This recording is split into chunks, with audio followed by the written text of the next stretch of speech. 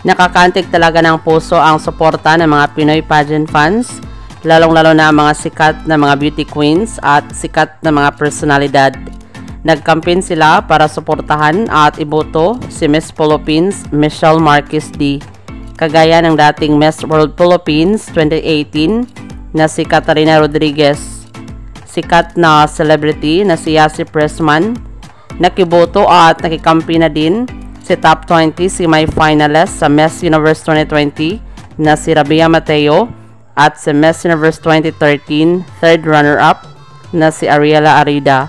Ano kayang maging placement ni Michelle Marquez D dito sa competition? Maraming salamat sa panonood. Para maging updated ka, huwag kalimutang mag-subscribe.